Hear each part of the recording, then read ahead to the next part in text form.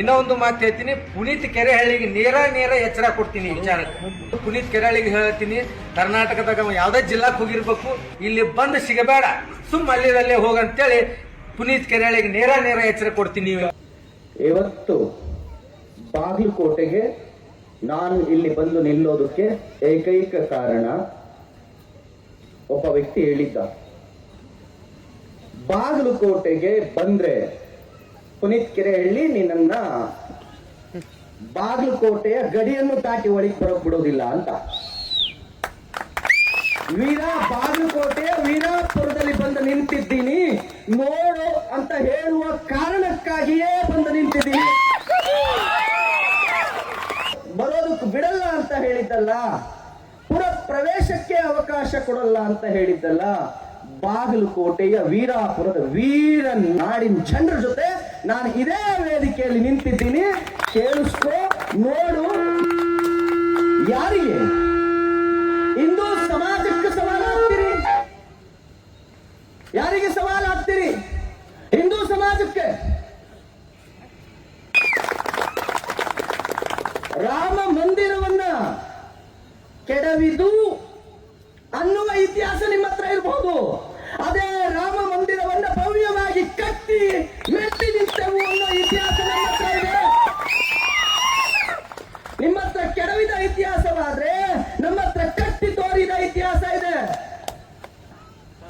ನಿಮ್ ಬರೋದಕ್ಕೆ ತಡಿತೀವಿ ಅಂತ ಅಂದಾಗ್ಲೇ ಬರಲೇಬೇಕು, ನಾವು ನಿಲ್ಲೇಬೇಕು, ಆ ಕಾರ್ಯಕ್ರಮದ ವೇದಿಕೆ ಮೇಲೆ ಎರಡು ಮಾತಾಡಲೇಬೇಕು ಅನ್ನುವ ಛಲ ಹಠ ಇರ್ತದೆ. ಇದು ಈ ನೆಲದ ಸಂಸ್ಕೃತಿ, ಅದನ್ನ ಕಾಪಾಡೋದು ನನ್ನ ಕರ್ತವ್ಯ.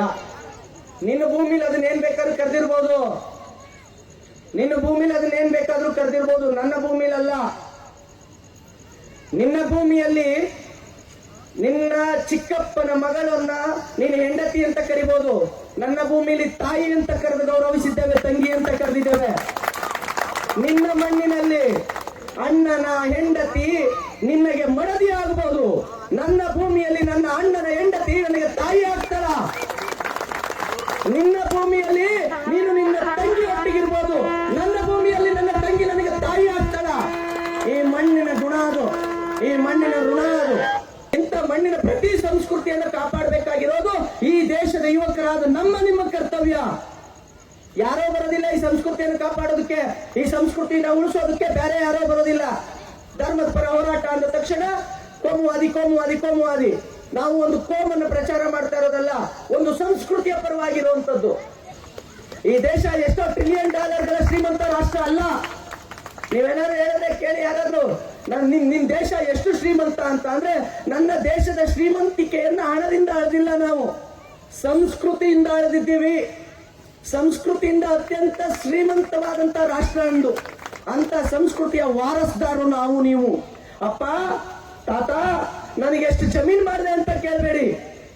ನೀನು ಲಿಂಗ ಪೂಜೆ ಮಾಡ್ತಾ ಇದ್ದೆ, ನಾನು ಲಿಂಗ ಪೂಜೆ ಮಾಡ್ತೀನಿ ಅಂತ ಹೇಳಿ.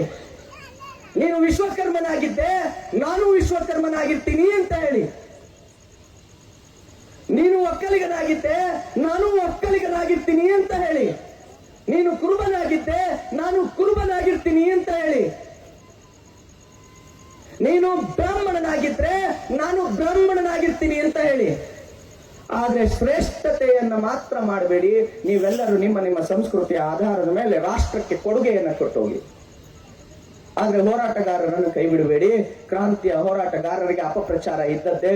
ಅವತ್ತು ಚಂದ್ರಶೇಖರ್ ಆಜಾದ್ರಿಗೆ, ಯಾರು ಆಜಾದ್ರದ ಕತೆ ಇದ್ರೆ ಓದಿ, ಅವರನ್ನ ಅವತ್ತು ಇವತ್ತು ನನ್ನ ಮೇಲೆ ಹೆಂಗ್ ಕೇಸ್ ಹಾಕಿದಾರಲ್ಲ, ಅದೇ ತರ ಆಜಾದ್ರ ಮೇಲೂ ಕೇಸ್ ಆಗಿತ್ತು. ಯಾಕೆ ಅಂದ್ರೆ ಸಂಸ್ಕೃತಿಯ ರಕ್ಷಣೆಗಾಗಿ ಅವರು ಹೋರಾಟ ಮಾಡ್ತಾ ಇದ್ರು. ಅವ್ರನ್ನ ದರೋಡೆಕೋರರು ಅಂತ ಕರೆದಿದ್ರು ಪುಣ್ಯಾತ್ಮರು. ಆ ಪುಣ್ಯಾತ್ಮರ ಹೆಸರು ನಾನು ಹೇಳೋದಿಲ್ಲ, ದರೋಡೆಕೋರರು ಅಂತ ಕರೆದಿದ್ರು. ಯಾರು ಅಂತ ನೀವು ಹೋಗಿ ಗೂಗಲ್ ಮಾಡಿ ಓದ್ಕೊಳ್ಳಿ. ಯಾರನ್ನ? ರಾಷ್ಟ್ರಕ್ಕಾಗಿ ತನ್ನನ್ನೇ ತಾನು ಅರ್ಪಿಸಿಕೊಳ್ಳೋದು ಹೊರಟಂತ ಚಂದ್ರಶೇಖರ್ ಆಜಾದ್, ಭಗತ್ ಸಿಂಗ್, ರಾಜ್ಗುರು, ಸುಖದೇವ್ ಅಂತವ್ರನ್ನೆಲ್ಲ ದರೋಡೆಕೋರರು ಅಂತ ಕರೆದಿದ್ರು. ಅವರನ್ನೇ ದರೋಡೆಕೋರರು ಅಂದ ನೀವು ನನ್ನನ್ನ ದರೋಡೆಕೋರ ಅಂತ ಅಂದ್ರೆ ನನಗಾವ ಬೇಸರವೂ ಇಲ್ಲ. ನೀವು ನಮ್ಮನ್ನು ಕೇಸ್ ಹಾಕಿ ನೀವು ಕೊಲೆಗಾರ ಅಂತ ಕರೆದ್ರು ನನಗೇನು ಬೇಸರ ಇಲ್ಲ. ಆದ್ರೆ ನನ್ನನ್ನು ಪ್ರೀತಿಸೋ ಜನ ಯಾವತ್ತೂ ನನ್ನನ್ನು ಹಿಂದೂ ಹೋರಾಟಗಾರ ಅಂತಾನೆ ಕರೀತಾರೆ, ವೇದಿಕೆಯನ್ನು ಕಲ್ಪಿಸಿ ಕೊಡ್ತಾರೆ. ನನಗೆ ನಾನು ಬರ್ತೀನಿ ಅಂತ ಅಂದಾಗ ಬೆಳಗಿಂದ ನನ್ನ ಜೊತೆ ನಿಂತಿದ್ದಾರ್ರಿ, ಬೆಳಗಿಂದ ನನ್ನ ಜೊತೆ ನಿಂತ್ಕೊಂಡು ಅಣ್ಣ ನೀವು ಬಾಗಲಕೋಟೆಗೆ ಹೋಗೋದಾದ್ರೆ ನಿಮ್ ಜೊತೆ ನಾವು ಯಾವಾಗಲೂ ನಿಮ್ ಜೊತೆಗಿರ್ತೀವಿ ಅಂತ ಹೇಳಿ ತನ್ನ ಕಾರ್ ಹಾಕಿಸ್ಕೊಂಡು ಡೀಸೆಲ್ ಹಾಕಿಸ್ಕೊಂಡು ಅವರು ಜಗದೀಶ್ ಗುರುಗಳು ನಾನು ಕಾರ್ ತಗೊಂಡು ಬರ್ತೀನಿ ಅಂತ ಕಾರ್ ತಗೊಂಡು ಸೇರ ನಡ್ಕೊಂಡು ನಮ್ಮ ಹಿಂದೆ ಬಂದಾರ. ಇಂಥ ಶ್ರೇಷ್ಠ ಸಮಾಜ ನಮ್ದು ಮತ್ತು ನಿಮ್ದು.